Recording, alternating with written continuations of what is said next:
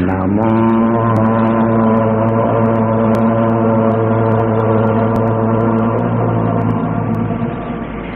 भगवते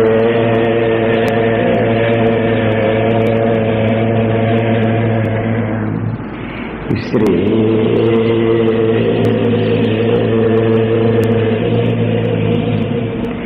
Ramana.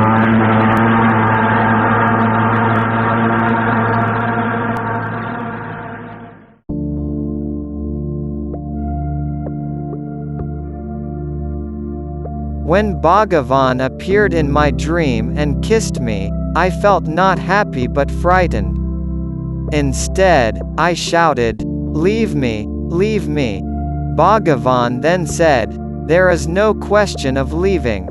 This is enough for the time being. I cannot tell which birth's relationship is this. I had not heard his name before. I did not even listen to any guru mentioning his name. I did not bring him into my life intentionally. Moreover, it is not a relationship that can be broken. If the chains are visible, one can try to break them, but how can one break the invisible chains?"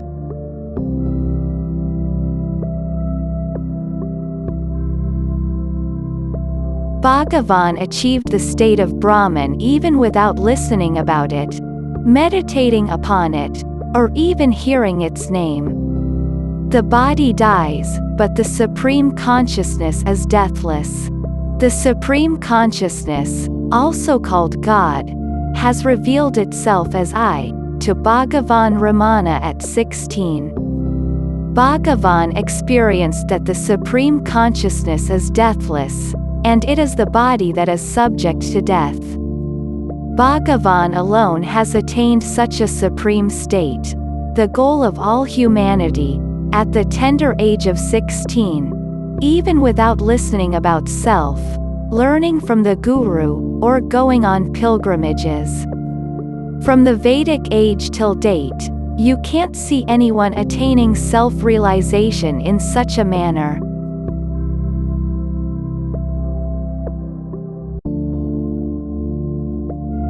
The Lord said, "I exist within your heart." He did not state, "I exist within the scriptures." God cannot be known if you search for him in the scriptures and not within the heart. Even the scriptures don't say that God exists in the scriptures. The scriptures state that God exists within your heart. But we search for God not within the heart but within the scriptures. This is our mistake. Bhagavan Ramana incarnated on this earth to divert those seeking God within the scriptures towards the heart. He incarnated on this earth to reform the lost path of knowledge. If you search for the thing in the place where it is lost, you will find it at least in the next birth, if not in this birth. If you search for the thing where it doesn't exist, you cannot get it despite searching for it in any number of births.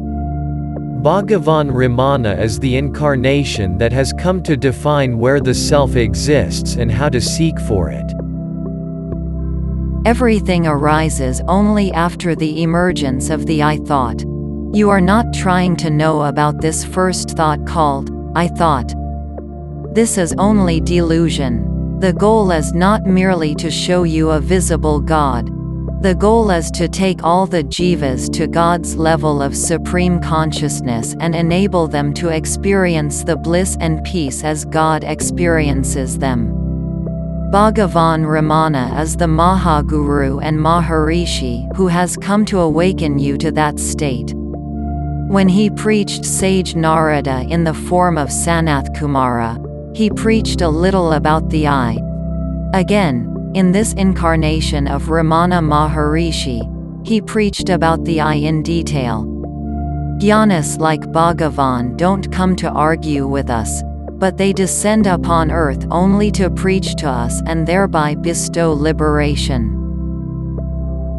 There was only one reason for Bhagavan descending onto this earth.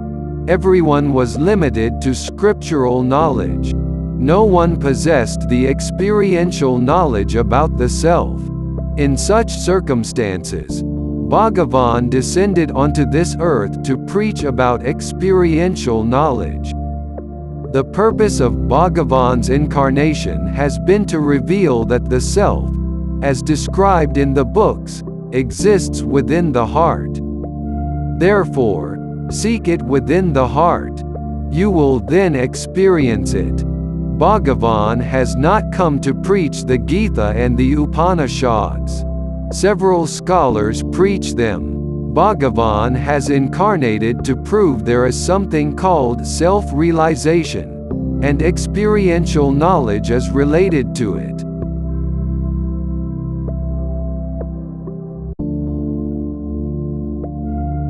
There are two types of realized souls, sadhana siddhas and kripa siddhas.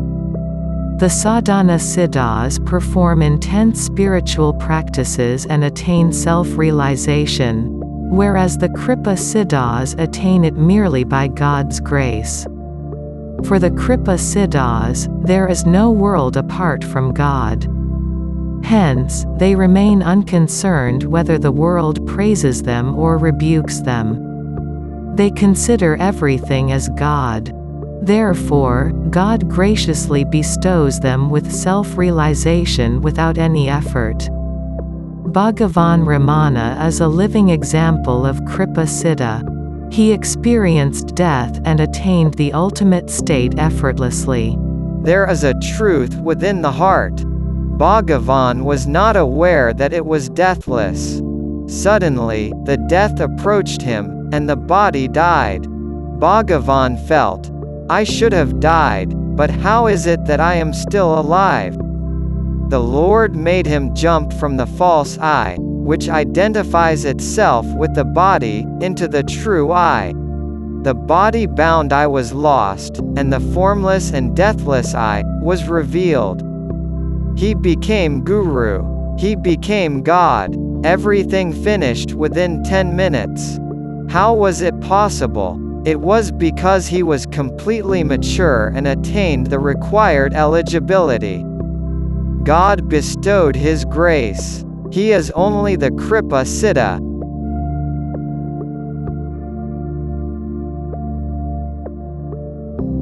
Dakshinamurti was completely silent, whereas Adi Shankara was always involved in teaching. Adi Shankara said, if you devotedly listen to the subject, 90% of the work is done. You are left with 10% only. Acharya means not only the one who does teaching but also the one who ensures that the teaching is grasped and ultimate reality is secured. Ramana Maharishi neither reflected Dakshinamurti completely nor Adi Shankara completely. He adopted the middle path. Most of the time, Ramana remained silent. Whenever it seemed necessary, he spoke a word. When there was no necessity to answer any question, he stayed silent. Though he remained silent, he never denounced the questioner. While being silent, he ensured that their mind matured. It is possible for the Acharya alone.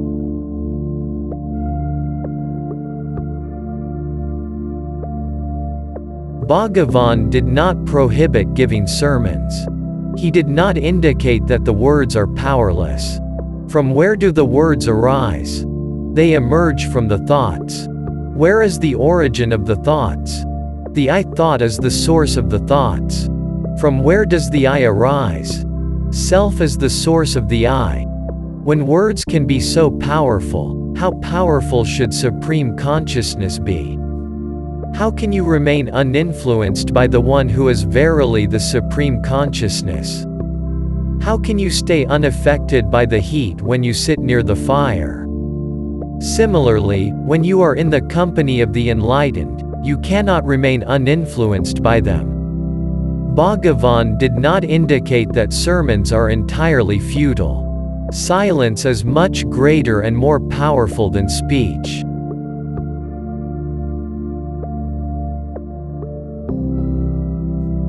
In 1896, on July 16, sitting in his uncle's house, Ramana was writing the imposition for the mistakes made in the English grammar.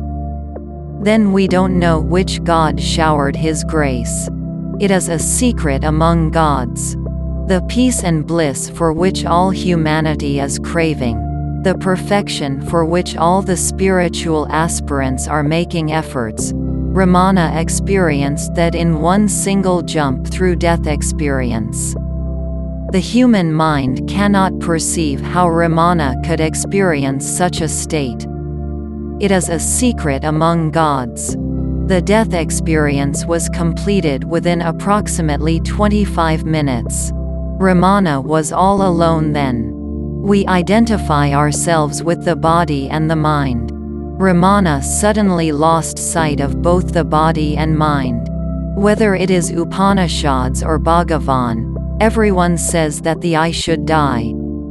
Does it imply that you should die? No. The I, which identifies itself with the body, should die. Bhagavan naturally lost all the identification with his body and mind. The body has a defect called birth and death, and the mind has a defect called wandering.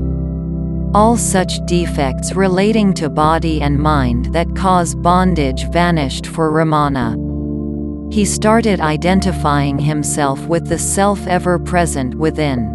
Ramana experienced that he is the self and what we all try to attain is not separate from him. Just as we identify ourselves with the body, Ramana started identifying himself with the self. It is not an imagination. The body expired. It is a no-mind state. But still, Ramana was alive. Ramana thought thus: if I am the body itself, how come I am still alive when the body has expired? That which is deathless, where there exists complete and limitless bliss and peace, such self was experienced by Ramana as himself, through this death experience. He became a jnani suddenly. Later, whether the tigers or lions came to him, he never experienced fear because nothing existed separate from himself.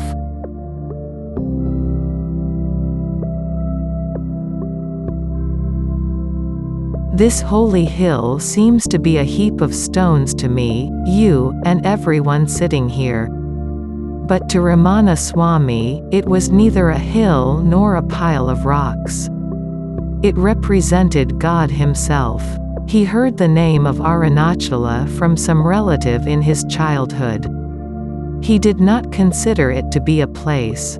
He felt that Arunachala implies God himself.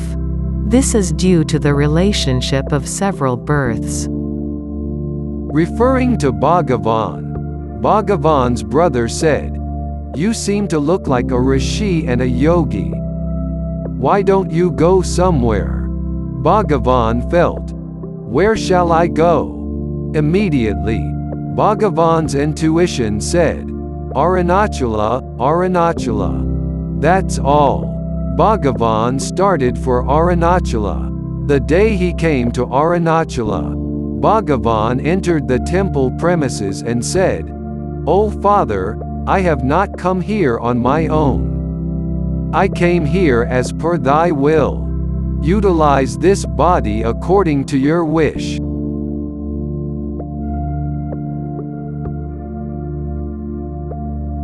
Ramana Swami took a physical body in the village of Tiruchuli in Tamil Nadu. Though he did not require a physical body, he took it for teaching. Brahman has neither name nor form. The nameless and formless one cannot be imagined. Therefore, Brahman is adored as God, identifying it with a particular name and form like Vishnu, Shiva, or Kumara Swami. But whatever is secured through that divine form is Brahman only. That is, you secure yourself. Bhagavan had death experience at the tender age of 16 only.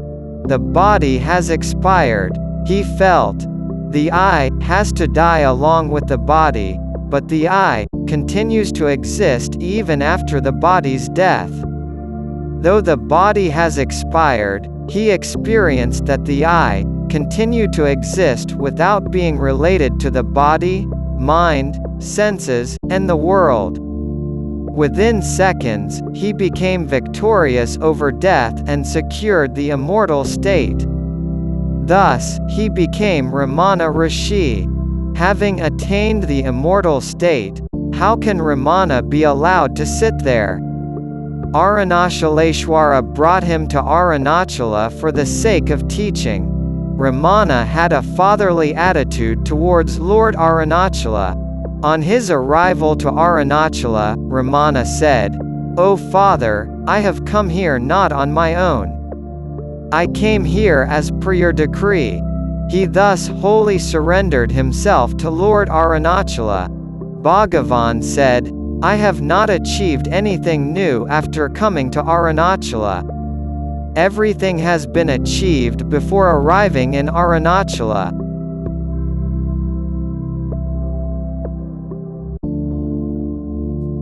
In 1907, when Bhagavan stayed in the Virupaksha cave, Ganapati Shastri visited him for the first time.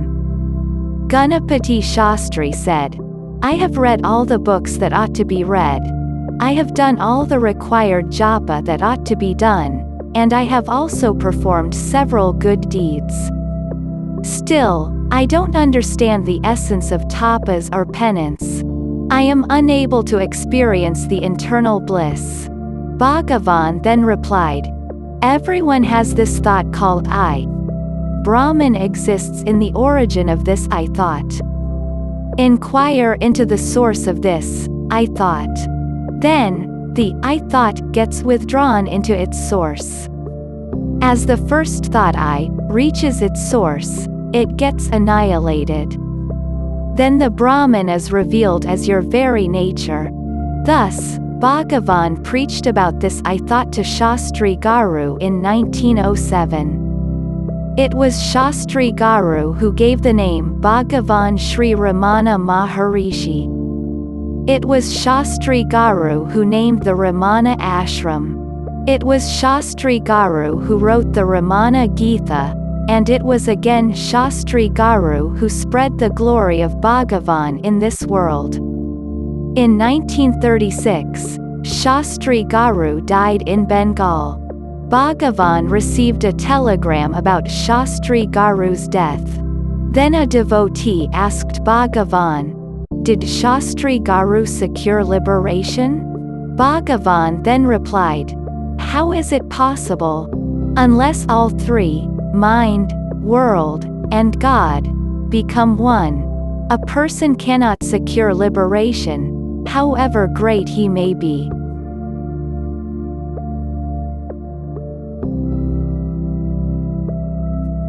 A jnani resembles a cat on the wall.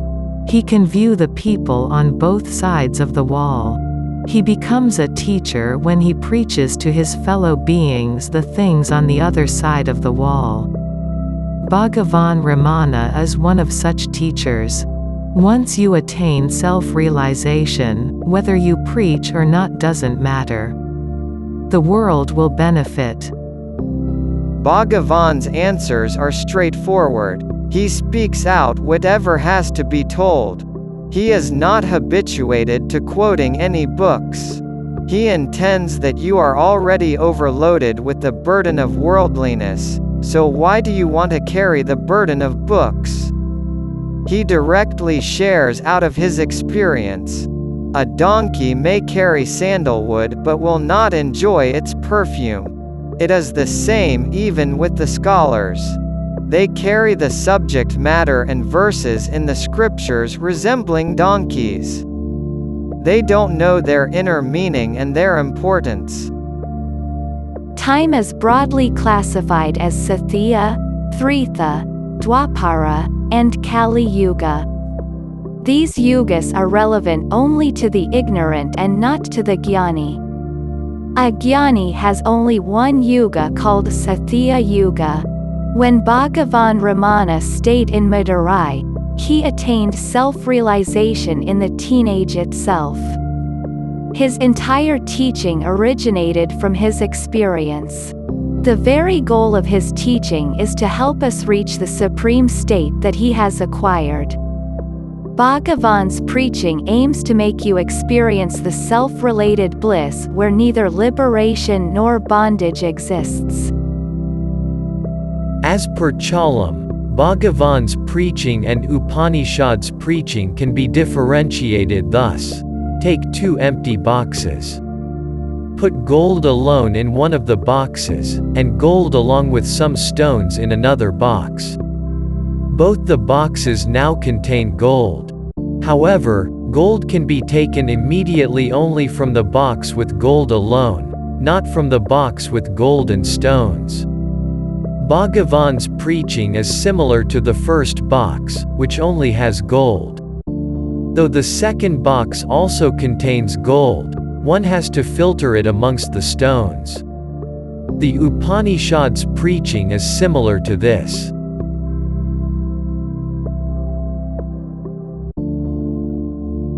Bhagavan Ramana's reply to his mother when she requested that he return home with her. The ordainer controls the fate of souls in accordance with their destiny. Whatever is destined not to happen will not happen, try as you may. Whatever is destined to happen will happen. Do what you may to prevent it. This is certain. The best course, therefore, is to remain silent.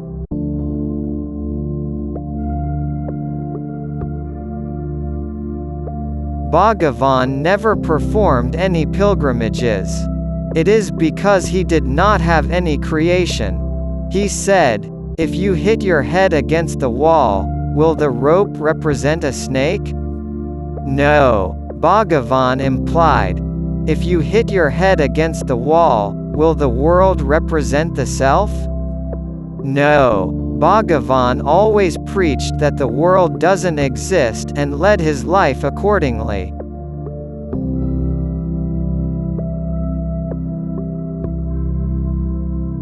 We love God. How do we love Him? We view Him as separate from us and accordingly love Him. But Bhagavan Ramana knew that God was not separate from him. Despite knowing it, he loved Lord Arunachala. That is the true love. Arunachala is the pilgrim center that emerged to destroy Lord Brahma's and Lord Vishnu's arrogance. So, whoever contemplates upon Arunachala, their arrogance gets annihilated, and Arunachala eradicates their ego. A song on Bhagavan states, "When Bhagavan closes his eyes, he views himself, and when he opens his eyes, he shows us that which exists within him. One sight and one word of a jnani is enough. It comes from the depths of the heart. A jnani speaks without any expectation. His words are not based on the world. You cannot understand jnani's words. Your mind cannot grasp them. Only a jnani can understand another jnani. An ignorant cannot understand a jnani."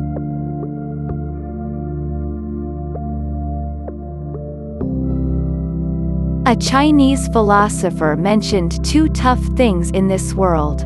If you assimilate them, you will become equivalent to God. Both these things are 100% applicable to Bhagavan Ramana. 1. Preach without speech. 2. Work without doership. No words should be spoken out, but preaching should still happen. Work has to be done but without any doership, egolessly. You can also ascend the throne of self-knowledge by working in this way. The Chinese philosopher has quoted both these tasks as being the most difficult. It is Bhagavan Ramana who has attained both of them. He preached in silence without speaking out. He worked without doership. Don't presume that Bhagavan did not work. As quoted by the Chinese philosopher, If anyone has worked in a true sense in this creation, it is Bhagavan Ramana.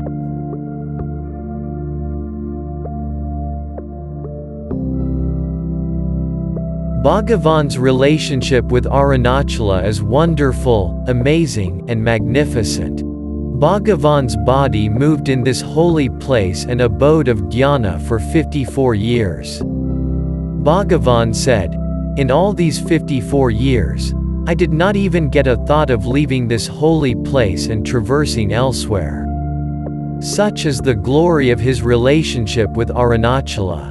Not that he got the thought and controlled it after that, but he did not even get it. Rather than stating thus, it is better to refer to Ramana as Arunachala and Arunachala as Ramana. You may feel that I am speaking thus on being a Ramana devotee. On April 14, 1950, when Bhagavan left his body at 8:47 p.m., a light emerged from his heart and united in the holy hill while being watched by lakhs of people. Arunachala hill itself took the form of Ramana. Later, Ramana left the body and merged into the holy hill Arunachala. Looking at his teachings, you will see that an ordinary person does not do them. The Lord himself took that form and preached thus. When Bhagavan was about to cast away his physical body, the devotees surrounding him said, "You are going away, and we are left out here." Bhagavan replied, "Where can I go? I am omnipresent. There should be some space left out for me to go somewhere. When I am present everywhere, where else can I go?" Bhagavan gave up his body on April 14, 1950. Don't presume that Bhagavan doesn't exist now. Bhagavan existed before his body's birth and continues to exist even after his body's death. If he were the body, he wouldn't exist now. Even when the body lived, he was not that body. Therefore, Bhagavan exists forever.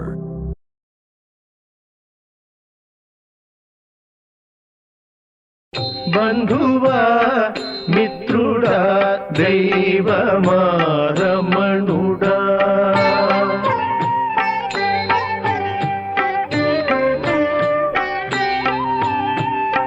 బంధువా మిత్రుడా దైవమా రమణుడా సర్వం నీకంకితం సర్వం నీకంకితం బంధువా మిత్రుడా దైవమా రమణుడా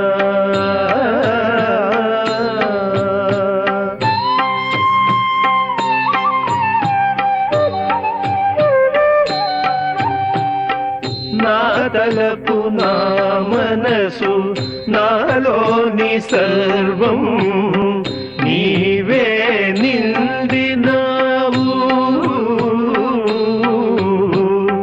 నా తలపు నా మనసు నాలోని సర్వం